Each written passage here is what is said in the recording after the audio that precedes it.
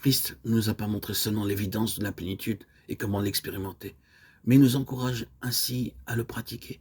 Si vous demeurez en moi, que mes paroles demeurent en vous, demandez ce que vous voudrez, et cela vous sera accordé. Si vous portez beaucoup de fruits, c'est ainsi que mon Père sera glorifié, et que vous serez mes disciples. Jean 15, 7. En vivant dans la jouissance de la plénitude de Dieu et le manifestant dans nos vies, nos prières seront exaucées. Lorsque Jésus priait près du tombeau de Lazare, il dit « Je sais que tu m'exauces toujours ». Quelle merveilleuse déclaration!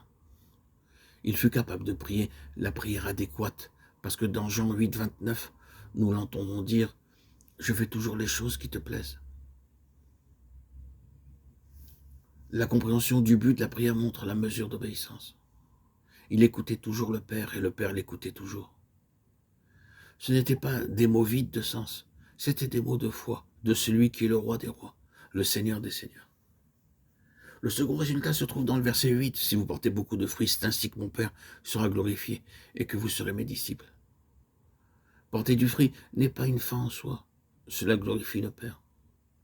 Lorsque Dieu choisit la nation d'Israël, tout ce qu'il fit, il le fit pour cette vigne.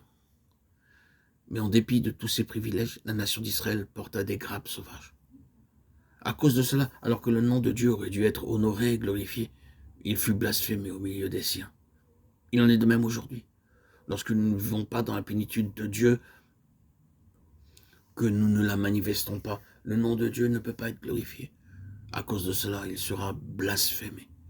Que de fois cela se produit dans le peuple de Dieu, là où il y a de l'amertume, des querelles et de la haine, le nom de Christ est bafoué. Ainsi, vous serez mes disciples, au verset 8, nous est-il dit. Ce fut le dernier ordre de Jésus, allez et faites des disciples. Il ne cherche pas des convertis, il n'est pas satisfait de cela, mais des disciples. Jésus recherche des disciples. Porter du fruit jusqu'à l'accomplissement de l'état de disciple. Ceci est la marque distinctive d'un disciple. Finalement, la vraie joie que nous devons expérimenter dans notre vie. Je vous ai dit ces choses afin que ma joie soit en vous et que votre joie soit parfaite. Jean 15, 11. Un fruit portant la vie ne nous ravit pas la véritable joie. Lorsqu'un croyant demeure en Christ, il expérimente une joie intérieure.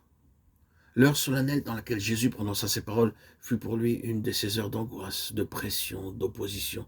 Il se tenait à l'ombre de la croix. Judas s'en allait le trahir. Pierre allait le renier. Les soldats venaient pour le crucifier sur la croix cruelle. Il ne se fit pas défendre par le Père. Cependant, Jésus fut capable de procurer de la joie à ses disciples. C'est la joie que le monde n'enlèvera jamais.